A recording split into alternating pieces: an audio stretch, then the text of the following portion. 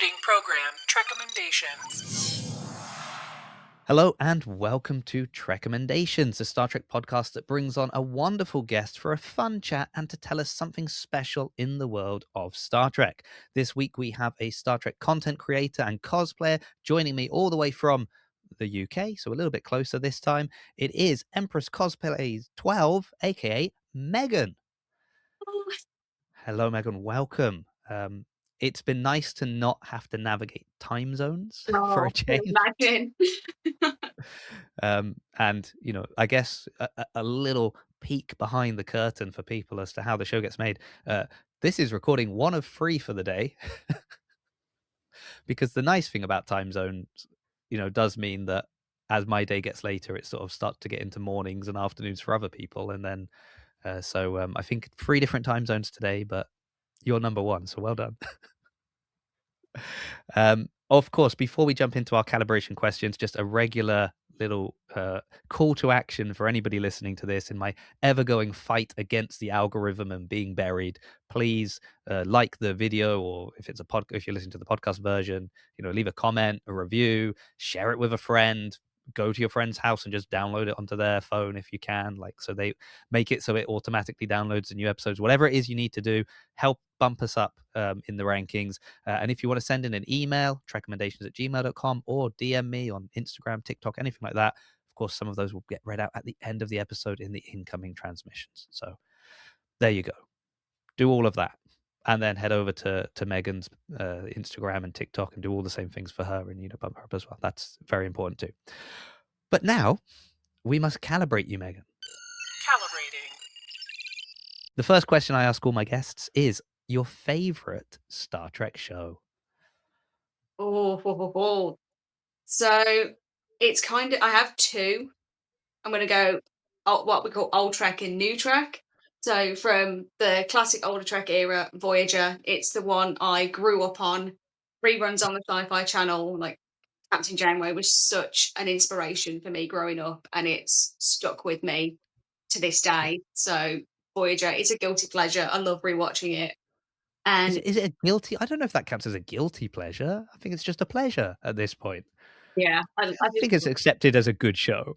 yeah, just brilliant. Love it. And newer shows, Strange New Worlds. Oh my days. I can still remember when myself and other fans were campaigning for the show to happen. And it was, I think it was a random Tuesday or something in the middle of lockdown. I was just relaxing, and then I see a video pop up on my phone, and it was the Strange New Worlds announcement. And I was completely like, it's actually happening. Our voices have been heard. So ever since it Which came, feels very rare, right? Like you feel like quite often you're just whenever you're dealing with kind of corporations and decision makers, you often feel like, well, we're just screaming to the void, really. Like, are they gonna action anything we say? So when something does happen, you're like, oh, that's yeah, Star Trek Legacy.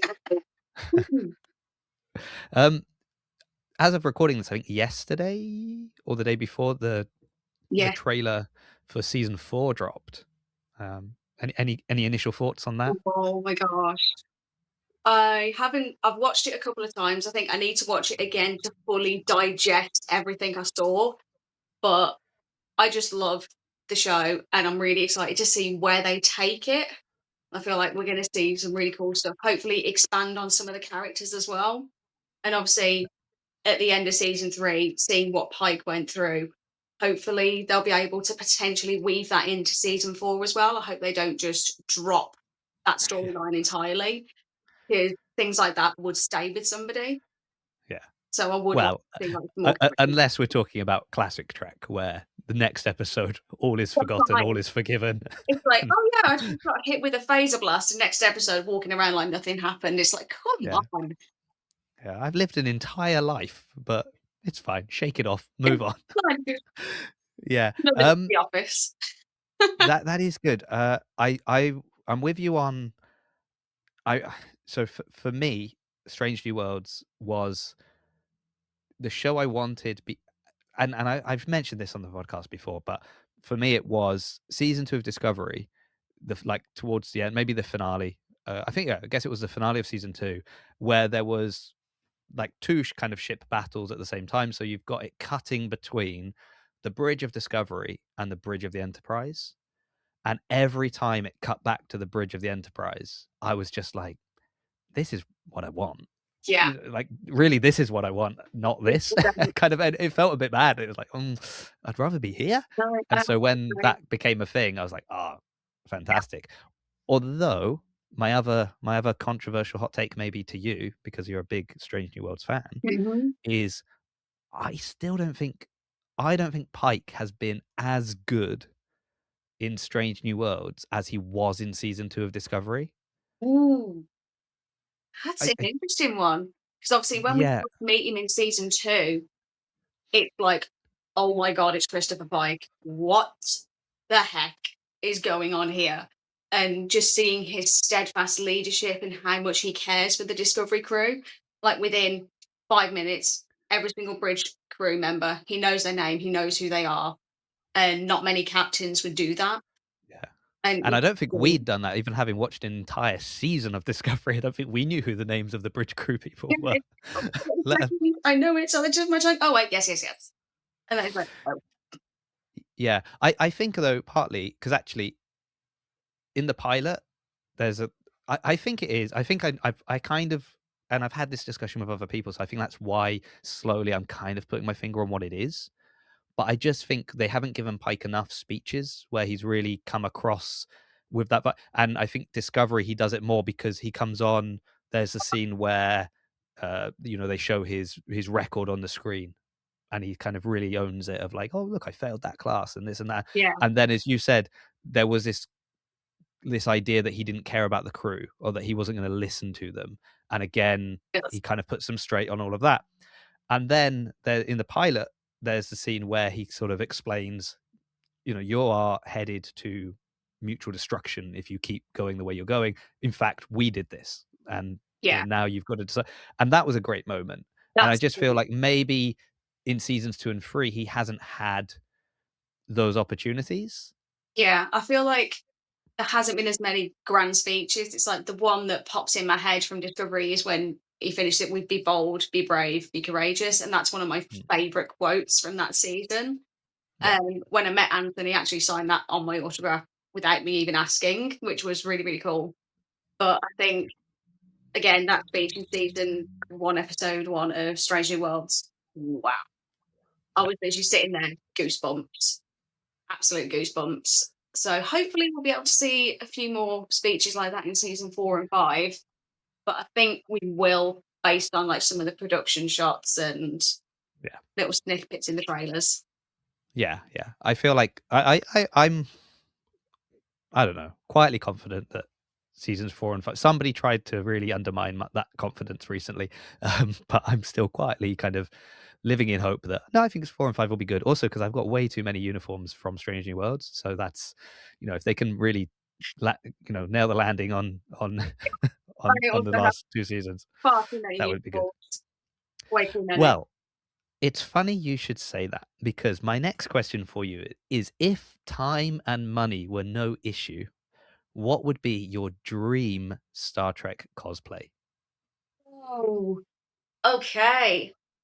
Well, just to preface, ones I already have so I don't say them. I've got my TOS medical, the Discovery medical, which is my most recent one, Strange New Worlds command, and TNG command. So those are the 4 main ones that I have already. I'm just thinking, would I go dress uniform or would I go something a bit different? Awful. That's a really tough one. Would you go prosthetics? Would you go like would you go Andorian? Would you go Orion? Would you do something kind of crazy like that Klingon? I don't know. Ooh. Now that you've said that, because No, no, I put it because then you can repurpose all the uniforms you've already got. yeah, save a little bit of the moolah, even though money isn't an option. Potentially, one of them would probably be like a monster maroon because I Yeah, really like the look of that uniform. yeah, and to get a really good because the good ones look amazing, Yeah, and the bad and the like you can get kind of a bad quality TOS uniform or TNG uniform, they still look fine. Like they're Yeah. not. You could when you put them next to like a really high quality one, you're like, yeah, I can see where the money's been saved. Yeah. But they still look passable, particularly on a video. They'll look video on a photo, they'll be fine. But the Monster Maroon, the good ones look incredible, and bad ones just look Yeah. awful. And the problem You is, can't get away with it. I can't find one that's made for women. It's all men's sizing, Really? which Yeah. is a big, big problem. Like a lot of the cosplays I look for, it's like, oh, men's, men's, men's, men's, and there's like 2 or 3 that are women's, and I'm like, come on. But another one that I've just thought of would be like the Discovery Terran Yeah. uniform, like full on armor and everything, Yeah, like it's a good full option. Terran armor and all like the scar makeup. I can do the scar makeup myself because I'm a scare actor as well, so I've got special effects makeup training. Like I've taught myself how to do that as well, so I could do a little bit of a battle worn Terran Empire off as There you well. go. Yeah. Nice. Okay. So we'll go with that. Excellent. Well, I'm giving you some ideas, so hopefully we'll see these pop up in the future. People should just keep watching your Instagram, your TikTok, and suddenly they'll be like, "Hold on a second." We shall see. Or if anyone knows where you can get a Monster Maroon ladies uniform, then that would be send Megan a link because she's desperate. It's a good point. I do take it for granted that I don't have to think about that when I'm looking for uniforms. But as you listed off yours, I'll list off mine at the moment. I think I've got way too many for somebody who doesn't even really do. I should lean into the cosplay side of it a bit more. But I've got because I was doing these skits and I was like, have the Strange New World one. I was like, oh, that's the easy one to just get multiple of the same. So I've got science. But basically I've got the yellow, the red, and the blue for Nice. Strange New Worlds, and then I found on I was going to say Timu, but I don't mean that. I mean Vinted. So on Vinted, Oh, somebody selling the wraparound green um, Pike one. So I've got that. I love vintage. I got a Yeah. TOS Oh yeah. red dress and I cut it and made it into a Terran Empire TOS Terran outfit. Well, there you go. £8 on vintage. Boom. Yeah, all of these were. I got my son lower decks uniform, £5 on Vinted because brand new with tags. Someone didn't even know what they had, and they just sold it for that. And then I've got TNG red and yellow, basically. Let's go that way. And then the movie slash Deep Space Nine grey command as well. And then I've got like the Voyager style engineering one as well, but doesn't fit. Yeah, So that's the next one on my list, a Voyager one. yeah, so some of them I'd like to update to better versions. I did that with the grey. I had a bad one, upgrade it to a slightly better one. But watch this space. More cosplay content will come. It's slowly coming. I'm putting stuff up, but I just need ideas. Give me ideas, people.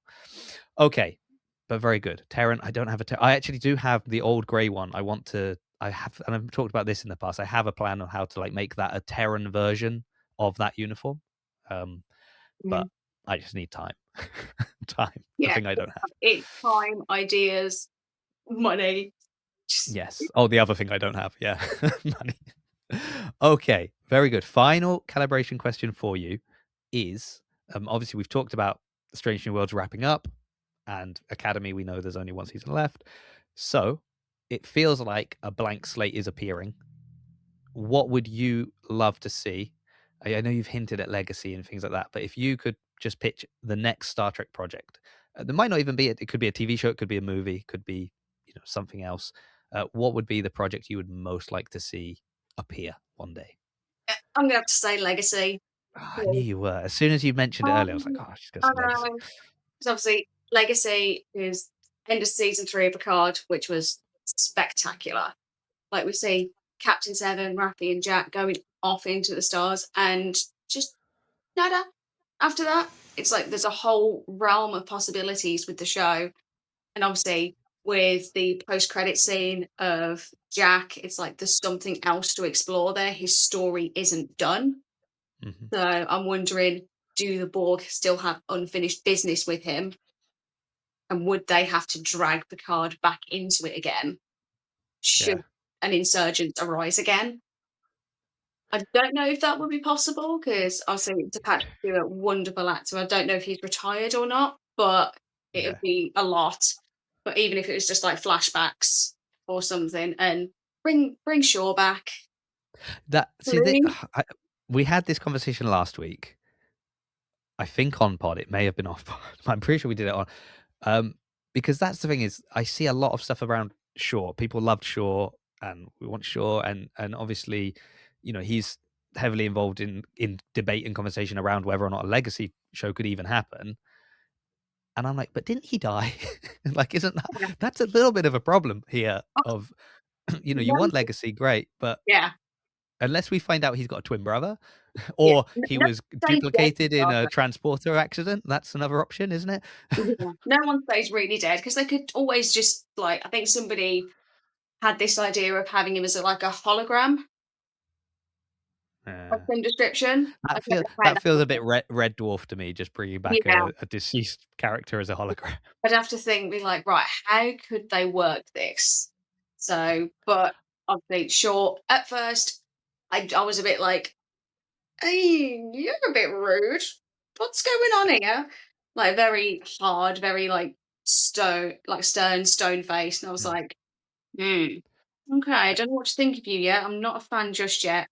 And then the episode where he reveals his backstory at Wolf 359, Mm. straight away, I was like, I guess what you could do, the only way I would accept him being back is I don't want him resurrected because that one it undermines the the emotional impact sacrifice of that. and all of that, and then it's also as soon as you start bringing someone back that early, it just the stakes disappear for everyone else because you're like, well, if no one's ever really dead, then we can bring everyone back. I wouldn't mind a parallel story being told. So they're having to investigate something, and there's some link to something else they've done. So you're kind of jumping back in time, and you've got Captain Shaw, or even or even Commander Shaw. I don't know, like probably Yeah, Captain, yeah, and he was involved in something, and now the new kind of Enterprise is yeah. is That's is a good having idea. to follow up on something. That would be a workaround. Or My follow-up question to you on this, though, mhm, is I know you're a positive person and you live in hope. yeah. How on a scale of 1 to 10, where would you put your reasonable assumption that we will ever see anything legacy related? Unfortunately, my realistic brain is saying it's probably a very slim chance, unfortunately. But if legacy wasn't to happen, you talking of like parallel timelines Yeah, and stuff, made me think, what if we had a mirror universe centered Star Trek show? yeah. I I 'Cause feel like that'd be quite cool because we've seen snippets of the mirror universe, but we've not really had a lot of focus on it. So even if it was just like 1 or 2 seasons focusing on the mirror universe and different things in that yeah. world, I think that would be quite cool. So I'm now gonna move this down to incoming transmissions, some talk about the mirror universe because I made a reel recently and it's just a joke. Like the little any if you see me in uniform talking, don't take it seriously. It's always a fun little skit. And the comments, people getting super like serious about what I've said here. But I do address the mirror universe and like how is it that we're all the same people on this ship? That we've gone into a mirror universe and we're all the same ones. Like surely if the mirror universe has been running for this long, people would have made different decisions or they might have got assassinated or taken out and things. So how is it that, you know, it's miraculous that any of us were even born, let alone we also all wound up on the same ship in the mirror universe. Uh, See, I so have the argument for that because obviously in Discovery, obviously Burnham had a different path yeah, than like Mirror Burnham and Prime Burnham had different paths. Lorca had different paths. And it's like it's not exactly the same. There are slight deviations, yes, but it's not point for point. This happened, this happened, this happened, this happened. yeah. But I think you need to go even further back. this is my issue. Not my issue. I like the mirror universe, but if I think about it too much, I'm like, okay, like Burnham might have had a slightly different life this way. I'm thinking about her parents and her grandparents and her great grandparents because we're going back so far that we've lived a completely different. There will have been wars fought that were never fought. There will have been. Yeah, it's It's like too much. It's too much. it's a lot. It's like what if Mirror Pike would he have had Yeah, the same fate as Prime Pike? What would happen to Kirk? And da da da da da da da. It's like a yeah, can of worms that you could open up, yeah, almost like a what if of the Star Trek yeah. universe. I think the solution has to be that actually there isn't a mirror universe. There are multiple, and the mirror universes are created when you cross over into the mirror universe, and it Ooh, comes from that point. So the mirror universe you see in Discovery would be different to the mirror universe in TOS. That would be different to the mirror universe in Deep Space Nine. yes. They are all versions of a mirror universe. But at the point of entry, It's that's when it creates like the mirror. crossing the timelines to create. Yeah, Ooh, yeah. I like I don't know. the idea. CBS Paramount, if you're listening, hit me up. I've got some solutions to some of these problems. What was But it? this is what I do. Like I do like to, and people get angry. You can't. I sort of understand because of how attacked stuff gets unnecessarily.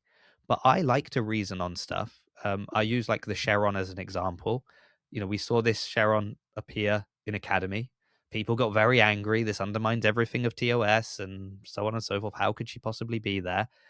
I'm upset they never used her. She was just Mhm. just a piece of scene dressing twice in the whole thing. But in my brain, I'm thinking, well, imagine actually if she had been, that someone had been off world. They live for thousands of years, so that's not really an issue. But a couple could have been off world. There's very few left. But now imagine her story. You're in Starfleet. You are one of the few remaining survivors of a civilization that completely wiped themselves out because they couldn't get over racism. Like how does that affect you now in Starfleet going ahead when you're interacting with different races, when you're interacting with different aliens that have got similar prejudices that your species had, and also they were insanely powerful. So what could she do? And I like to reason on those kind of things, and I just get from both sides like shouted at. So, Just let us talk about it. It's like let us have a reasonable discussion without getting our heads bitten off for crying out loud. no, impossible, impossible. You're not allowed to do that. Right. At this point though, so yes, I understand you like Legacy. It's a good project. You've got some workarounds. Let's see what happens in the next year or two with stuff going on. And I've said it on here before, but I would quite like to see someone else given the Star Trek IP just to see what they could do with it, because I think that's I do feel like the problem, um, and I've said this even last week, but it's the same with Marvel, with DC, with Star Wars, with any IP. When it's in the hands of one group of creatives or one showrunner, it's always going to be their stuff. But it means that no one else is given a chance to like kind of say, well, I could do this with Star Trek, or I could do this with Star Wars, or I could do this with Marvel. And sometimes you're just like, I just like a fresh take just to see what someone else could do. That's not because I don't like you, but I'm just interested in, while you've got it, no one else is allowed to play with it. I guess that's the problem. So, and there's some amazing fan stuff. And you think, oh, like if some of the fans can create these audio dramas or shows, like Imagine what if they could do. imagine what people could do if they were given the opportunity to actually do the real thing. That's just my thought. Not controversial. Just gentle. It's just a gentle thought. But Megan. Okay, let's go into Red Alert. Megan, in 60 seconds or less, could you please tell us what is your Trekommendation and why you've brought it to the show? okay, so my recommendation is UK-based Star Trek events. Dragon Con and Star Trek Las Vegas have been covered already, but we need some love for the UK events. There's not many, but there's a few. So we have Starfury Warp Cons, we have Destination, both different types of events, but the actual fan community that you meet there is the main reason why I wanted to bring it forward. The people that you meet at these conventions are some of the kindest, most wonderful people in the fandom.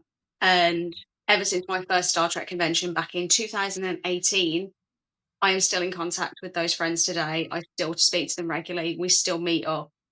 And I think there's just something so special about Star Trek events. You can go for a weekend, you can be yourself, you can hang out with other people with the same and similar interests as you. And it's just so freeing and it just makes you feel really nice. So yeah, check out Wonderful. Star Trek events in the UK. Perfect timing. Look at that. Spot on. And I almost interrupted, but perfect timing. Very good. Yeah, as someone living in the UK, I've enjoyed conversations about Dragon Con. I've enjoyed hearing about Yeah. Las Vegas. I mean, it's like, I have no feasible means will I be there, at least in the next year or two. yeah, You know, unless this show blows up somehow, insanely. you never know. But I put that on a similar level of chance as Star Trek Legacy happening. No, you never So, know what could happen. You never know. um, so you've mentioned kind of I would say two of the biggest, like, solely focused on Star Trek As far as I because know, they're the only two in the yeah, UK that focus on Star Trek at the moment.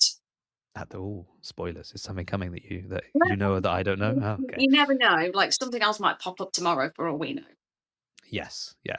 And it's strange that we're not in the loop. People don't loop us in on what's happening, Megan. But so they're quite different as well. These two events, from what I know. Yeah. Full disclosure: I have been to none of them, so I haven't had the opportunity to go to either yet. Oh, here we go. Then this is no. I was going to ask of the two, which one, like, if you could only go to one, which is the one to go to? But I guess they're very different. So Yeah. you can Well, diplomatically, maybe, instead of saying which one would you go to, I would say, what is the draw for each one. for each one, so anyone listening could make their own determination as to, oh, that one sounds a bit more my speed than that one. Yeah. There we go. That So way I've not upset anyone. so it can be Cool. fair. So disclosure, I have been to both Destination and Starfury Warp. So Destination has a lot more like activities available. So the USS Riker's Beard crew often bring their bridge set and their shuttle set. There's different activities going on, not just the guest panels, but different other panels with guest speakers and things like that. So that's one of the things that I really like about Destination, like the variety of things. And Star Fury Warp for me, like the structure of the event's good for me because Hmm. obviously you get your photos in the morning. So I'm like, I'm not rushing around three different halls trying to find a photo op room to be like, right, I've got to be here at 10 o'clock and then here at 11:30 and da da da da da. And all your autographs are in the afternoon as well, split across the 2 days. So I'm not stressing about missing a guest because that happened at a previous convention where I missed one of the Star Trek guests by minutes because I just missed their session by minutes because I was running around like a lunatic. Who did you miss? It was Mary Wiseman, the lovely Tilly. I missed Okay. her autograph session by minutes. But again, and the panels at Star Fury War are absolutely brilliant. Like you get to hear from not just the actors. At the last one, they brought in Jim Swallow, the author of some of the Star Trek books, and Lolita, one of the executive producers, or somebody from behind the scenes of like DS9 and Voyager. Mhm. So it was really nice to hear a behind the scenes thing from them. And with both the community, you get a chance to have a catch up with people, have a laugh, have a few drinks if you want, and just have a dance at the discos. And it's like I feel like the community and getting together with with other Trekkies is the biggest draw for both of them. Is it a uh, predominantly, like, UK? What's the word I'm looking for now? So those going to the events, is it predominantly kind of local people going, or are there a lot of international people coming from different parts of Europe, maybe, or even coming from the States to go to these kind of events? Or do you feel it is the UK community is the majority that you're going to see at these events? So in terms of attendees, I think it does vary. Few people from the last Star Fury were like Germany, France. Hmm. Some had come from the States, and it was the same at Destination. Like people had come from all over the country, and then from Europe as well, because of like some of the guests that were going, or some of their friends were going, and they were going over to meet their friends and have a catch up. So it does vary, and I think that's just really wonderful that one show could bring so many people together in one place for a weekend. Yeah, because I think it's a good mark of, if people are willing to travel, particularly from abroad, then there must be a good reason. Like, it's the way I always sort of look at it, right? Okay, what's sort of your so for you when you're going? I mean, you love the community, you love spending time with the people there. That's clear. With the events themselves, for you, what's your top draw to an event? Like, what is it that gets you going? Is it a Mm. certain guest that's going to be there? Is it the photo ops? Is it the extra stuff that is it an opportunity to have a look at some of the stalls and see if maybe someone's selling a uniform that's actually designed for a woman? Like, I don't know what the draw is for you. So, just to preface, with Starfury Walk 2, which is at the time of recording 2 weeks away, Yeah. I booked my ticket before I even knew about any of the guests Right. because I love the community, I love the events.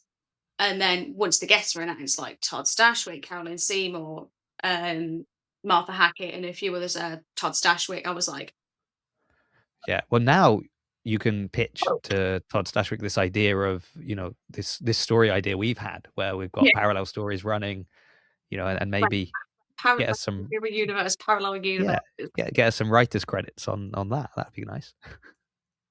But yeah, I think I do enjoy the photo ops because it's like a chance to actually meet the people behind the show. Hmm. And I think mainly for me, the panels, because you get to hear some really interesting stories from either behind the scenes or how they got into acting. And sometimes it can be the weird and wonderful and wacky questions that make it even better. Have you got like a favorite panel you've been to or a favorite sort of story you've heard or someone that you're like, oh, this person, because actors, it's interesting, especially you watch something like Graham Norton, right? And you see different actors on, and you're like, here's an actor who can really entertain and they can tell stories and they can really draw people in. And then you've got someone else that you're like, oh, he's an amazing actor. Give him a script and he's brilliant. Sit him in a room for a chat and he's so dry and you just can't get anything out of him. So different actors are obviously have different skill sets. Is Yeah. there an actor or even somebody from behind the scenes or crew or something that you're like, oh, if you ever get the chance to see them on a panel, you Yeah. should go for it because they're great. I would say Mark Shepherd. Yeah. And he had a guest spot in Voyager as Eched's dad. But his panels, oh my god. He will have you laughing 1 minute and then he'll give the most heartwarming speech and have you crying the next. Like Oh he is no. so wonderful. And quite a few times when I've been to events, he just wanders the panel hall. So you'll see him go off down the left of the panel hall. The next thing you know, he's right next to you, like without you even realizing. It's like, whoa, hello. Yeah. Yeah. But I he's I think so good with the fans, like such a lovely guy.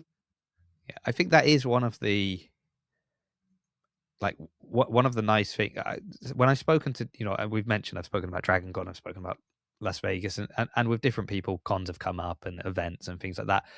And it's amazing that everybody has it's a different story, but everybody kind of has stories of like, and then I bumped into this person just randomly and we had this really nice conversation and it wasn't part of the thing already.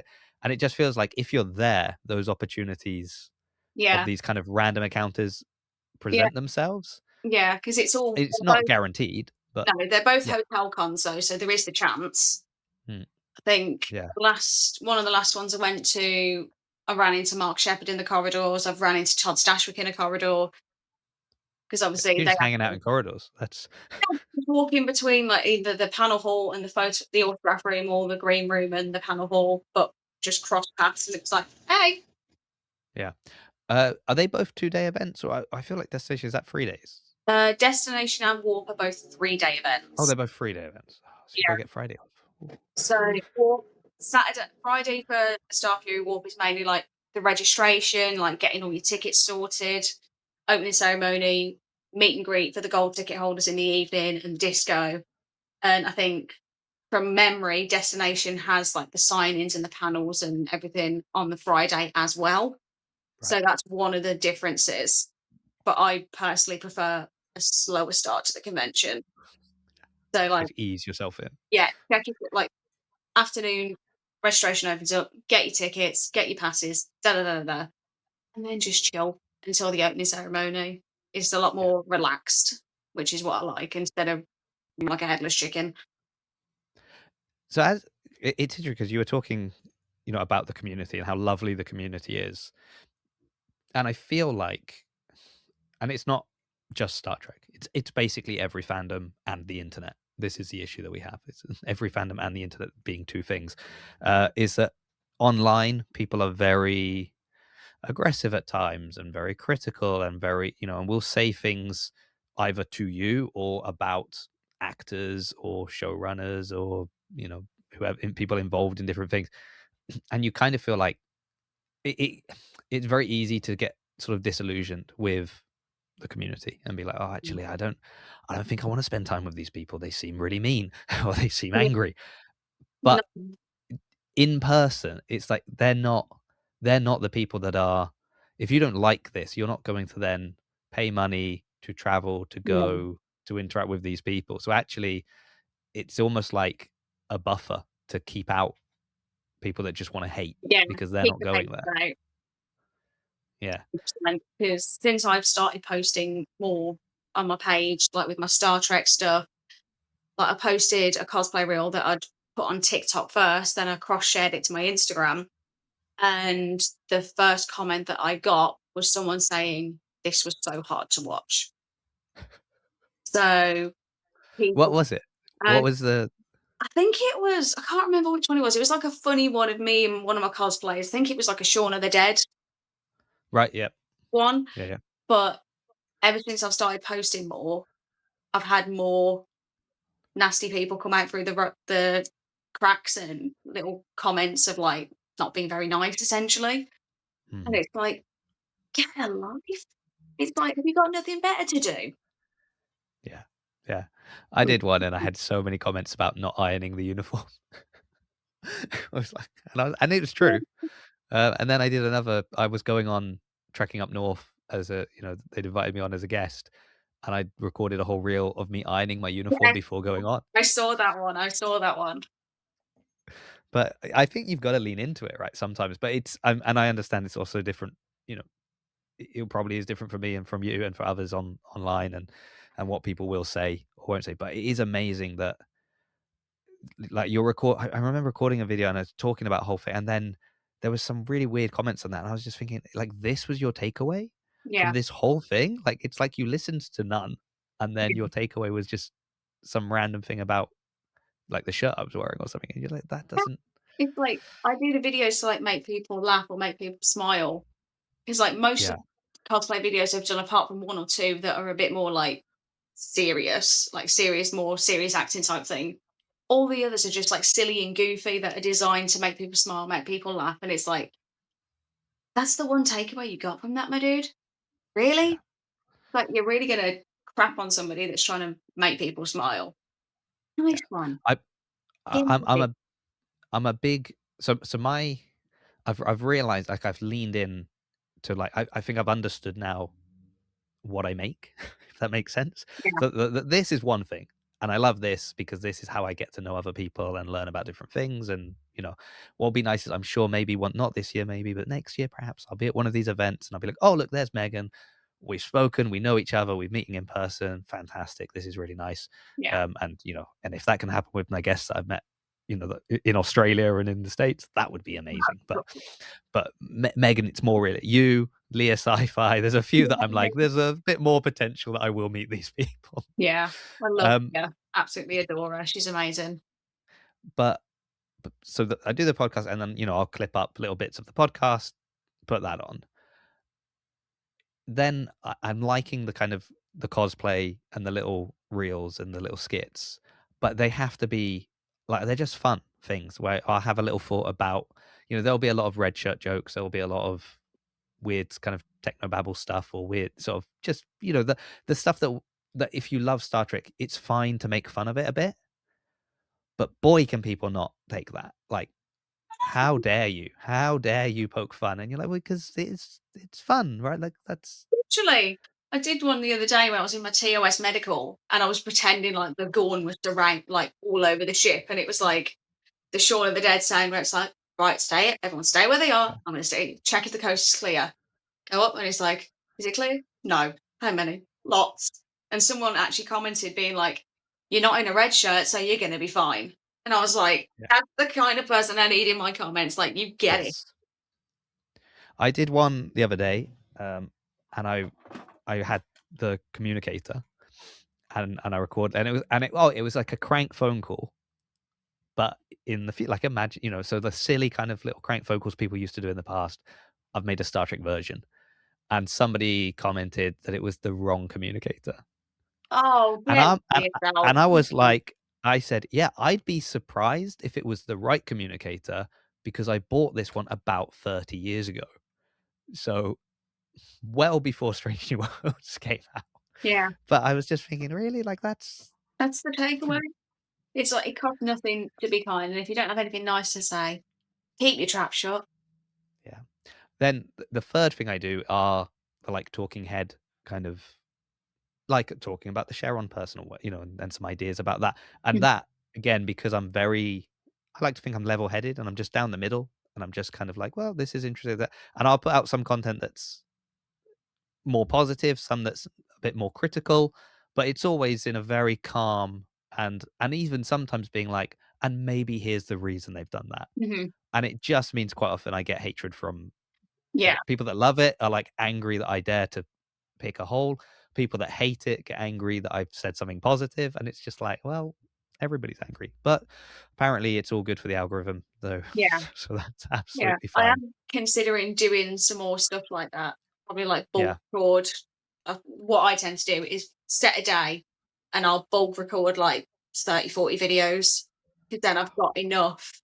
That's very I, productive of you. yeah, I think the last time I did a recording session, I did about 20 something cosplay videos, and I've still got a couple left to post because I No, I took a few days off for a convention. really, I don't do that. I'm very much a like when inspiration hits, sit down, record it, and Mm. edit and upload probably pretty much that day. And people will notice that because you'll see that there will be no beard content coming. Oh no, I've recorded a few bits that I will use later because I was like, if I'm shaving, I need to get as much content out of that before I remove the beard. So Yeah, I've recorded a few bits because it's a nice contrast of like looking really scruffy to suddenly looking like clean and smooth and ready for action. So yeah. I've got a few I transition ideas I've pre-recorded part of, but not the rest. So yeah, this is a nice little content chat here. yeah, I'm just thinking of I have to schedule because my work rota can vary so much from week to week. Like yeah, one week I could be still on early starts, and the next week I could literally be late start, early, late, late, early. And my days off will right. vary as well. So once I have like a day in my head, I'll be like, right, this is when I'm going to lock in, get the videos done, because then I don't have to worry about it for a few weeks. Yeah, I would love to be that organized, It doesn't but happen very it's often, believe me. yeah, yeah. But I also I think the problem is that because I script like I have to write a script for everything I do, and there's a lot of then recording this bit, then changing, recording this bit, then and then cutting it all together. That's sort of the easy. But yeah, the idea I think I would just get lost if I did that many. I'd be like, oh Yeah, no, I can't find I've got half a conversation and I can't find the other half of the conversation to mix it. So, yeah. I but tend to no, word vomit.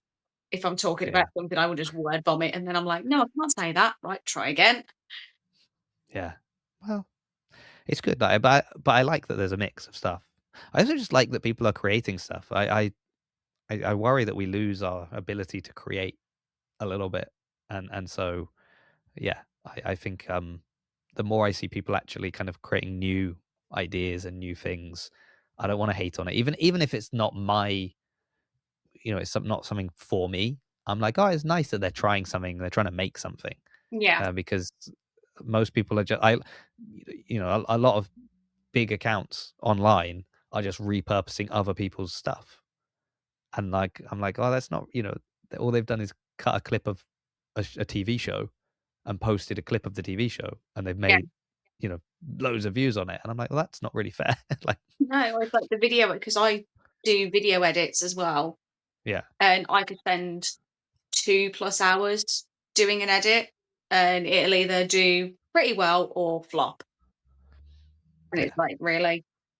There's nothing worse though, is that like whenever I actually try hard on one, I'm always like, okay, well, this is one that won't do well. And then I post up and I look later and we're like 300 views. Yeah. I had a feeling that the Yeah. effort I put into that one was not gonna return to me. And then you'll do another one like, oh, just a quick idea popped into my head. I'll just put that out there and it will run away. And you'll be like, how? Like Yeah. I still can't work out the algorithm, to be honest with you. I'm Yeah. not It was like one of my science museum videos. I think it's sitting on like 40K, and I was like, huh? really. And then all the other ones, not as well, but that one of the merch shop Yeah. just went Well, viral. there you I was go. Now like, you just need the science museum to be putting something on every couple of weeks, and you'll be fine. yeah, if I can afford the train to London. Oh, well, the ad revenue will pay for that eventually. If you're getting 40, 50,000 views for every video, you'll be fine. Okay. So I know you like to cosplay, and you've talked about a couple of events you're going to, and Mhm. I'm assuming if you also already got your tickets and everything for, um, we said Starfury, so destination as well. Have you already got all of that So, sorted, or is that? unfortunately, due to holiday at work, I will not be able to get to destination. But also, it's quite far for me. Like, it's very difficult to get to, and like financially and logistically, it wasn't going to work for me this year, unfortunately.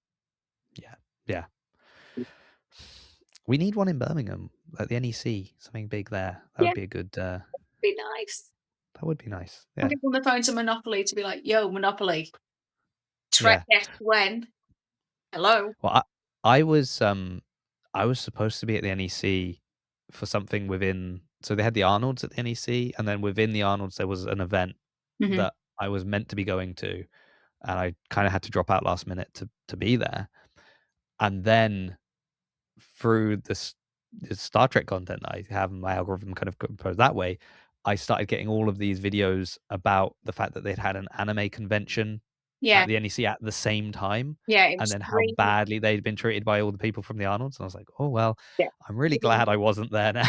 yeah, 'Cause DreamHack and MegaCon Birmingham were at the same time as Arnold. yeah, I well, there thought you of go. that as well. I was like, But yeah, it would be a good place though to have a big Star Trek something. "Oh gosh." Or even a because this is the other thing I found is obviously we've got lots of comic cons that go on around, and actually people listening, if you're listening to this and you're a big Star Trek, cosplayer or fan, or I'm assuming you're a friend of Megan's, so that's probably why you're. If you go to events like not cosplay, comic con events in general, let us know which are the ones where you'll see Star Trek people, because I went to one and I saw maybe two people in Star Trek uniforms at this whole convention. And then I went to another one in Bristol because Marina Sirtis was going to be there. And I was like, well, if she's there, there's a good chance that Star Trek fans will be there. And I was right. And there were quite a few more Star Trek people there. But there's so many cons on. Yeah, just like It's one hard of to know, like, you. where are you going to find where there's actually going to be Yeah. a little bit of a presence of the community? Because that's When I my. was at Liverpool in November last year, I must have been like, I think I was the only Star Trek cosplayer in the whole building of like 40,000 people. And I It'll was be like, different this year. yeah, yeah, because Shatner's there. And Yeah. I'm like, I wish I could go, but no, I can't swing it financially. No, no. That's the problem with all of these conventions. There's so many. Together, it's like, space them out a bit, please. Let me recoup my funds. Yes. Maybe you have to take like a year off every now and again, like a year of rest just to build your funds. And then you're like, okay, now I can go again. Yeah, and then they announce a guest that's like top of the list for me to meet, and I'm like, God damn it. Yes. Well, I guess that's the risk we have, isn't it? But okay. This year, unfortunately, I don't think I'm going to be either of those events, but I would like to go to these events. So I'm hoping next year, warp free. Maybe I just need to check the date because, as you've said, you've got holidays coming. This is the other thing. Yeah, it's navigating dates. Yeah. And actually, I was really thinking about buying my ticket, and I just held off, and then something came up on the same weekend, and I was like, I'm so glad I didn't buy my Yeah. ticket because Usually they will announce the dates probably on the Thursday or the Friday of yeah, the convention when the next one's gonna be. So I was at a Supernatural one a couple of weeks ago, and they announced the dates for the one next year that weekend. right. And Yeah, I think my problem is well, it's the not other every stuff that weekend. crops up doesn't announce the events like a year in advance. It's like other stuff in my life that comes up doesn't give me as much notice. I think that's the problem. Yeah, Yeah. yeah, it can So, be frustrating. yeah, so I'm usually waiting for a couple of different things that I know I can't miss, and then once I get all of those dates, I'm like, okay, I think that's pretty much everything I need to make sure I'm available for. Now I can start looking at conventions and events and things like that because I think I'm safe. Yeah. So yeah, there we go. Well, thank you very much. I think it's time to move into incoming transmissions, Incoming transmission. which fits a very nice theme because I hadn't planned. Now I'm just going to have to quickly try and find the incoming transmissions because um, it wasn't what I was going to read originally was on last week's episode. While recording, I sent Sean Ferrick a message about Star Trek Infection and if he'd played it. And by the ending of the recording, he hadn't. No, he hadn't while we were recording. While we were still talking after the recording, I got the response. Oh, So for people listening, Sean had not played Star Trek Infection. I have told him to listen to the podcast to find out that basically the main character is called Ferrick, and probably, he'll enjoy the fact that his name is used throughout the game. yeah. So just that. But uh, I've pulled up the comments on my video about the mirror universe. So uh, there's some long ones here. Oh god. Um, where do we start with? Well, some people, I'll just go through them all quickly.